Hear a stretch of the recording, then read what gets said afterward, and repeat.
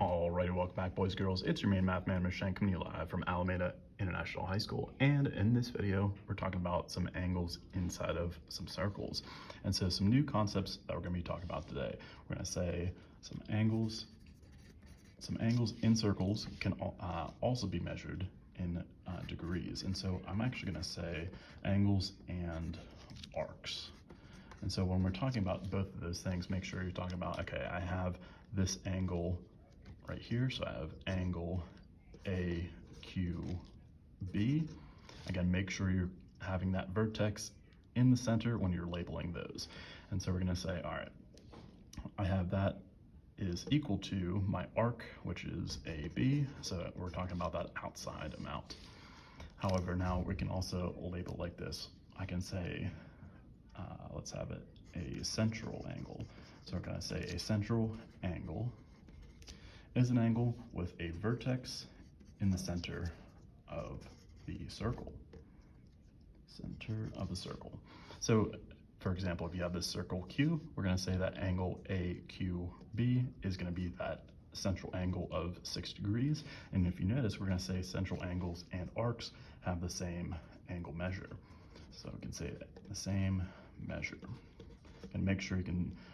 Usually we've been using kind of like a distance label, whether it's inches, centimeters, feet, but you can also label it with degrees if you're given that central angle. So that's going to be where the vertex is the center point. Also too, you can have an inscribed angle is going to be that angle that has a vertex on the edge of the circle. So we're going to say angle CED. So we have angle CED is going to be 80 degrees. And we're going to say inscribed angles are half. So 0.5 or half of that arc measure. So I'm going to say that's going to be equal to 1/2 times my measure of that arc, which is CD. So again, make sure you're very careful when you're labeling and calculating. So notice how I have the angle symbol CED and I have that arc label CD. So okay, first example, we're going to say if point X is the center of this circle, I want to find the measure of angle angle EXC. So let's kind of find where that's at. So I want to take, and I want to highlight, I can kind of say, all right, I have E, X, and C. So I'm talking about this angle amount here. So I'm saying, okay, how can I break this apart? Well, a couple things I noticed. I have this angle is 81 degrees and I have this angle is 135.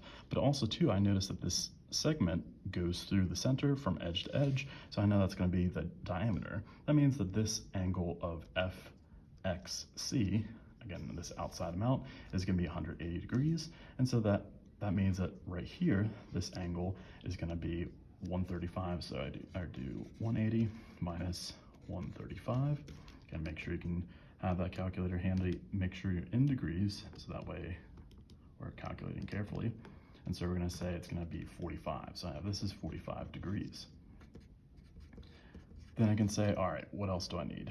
I know that this angle across from it, I know my vertical angles are going to be the same. So I can say this is also 45 degrees. And I'm looking for this amount remaining. So I'm going to say, all right, I know that this entire other length, so I have 180 minus 45 minus 81 is going to be the measure of my angle EXC. So let's go ahead and calculate that. So the reason why I'm doing that is I'm saying that, hey, these three angles added together, they're going to be 180 degrees. And so if I need to find just that remaining amount, I can calculate it. So I have 180. Let's actually do it like this. Let's say 180 minus 45 minus 81. So that's going to be 54. So I'm going to say this is 54 degrees, which is right here. So 54 degrees.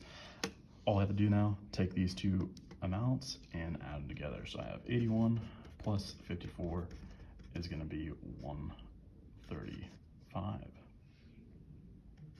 And so that's going to be the measure of that angle. Let's have EXC.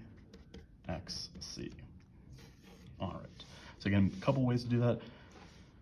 Make sure you're using those angle amounts that you're given, and you're trying to solve for that distance going from E all the way to C. Then we can say, all right, for your turn number one, we're talking about that segment BX. So we're saying, okay, if this, not this chord, this arc, again, notice how it has that curved line. We're saying this arc is 79 degrees. We're looking for, okay, what's gonna be AMX? So you're looking for that remaining amount. So similar setup, make sure you do 180 minus that amount to find that angle of AMX. On the back, for example number 2, we're gonna say find the measure of this this arc, there we go, this arc curved line DC. So I'm looking for this amount. I have DC, notice where the question mark is. So what am I given? I'm given triangle inside. I have 70, 49, and I'm unsure of what this angle is. So what I can say is this. I know it's going to be the measure of this curved amount, this curved segment is going to be 2 times my angle B. So I'm going to say it's going to be 2 times angle B. The reason why I know that is I have that inscribed angle, which is going to be towards the edge.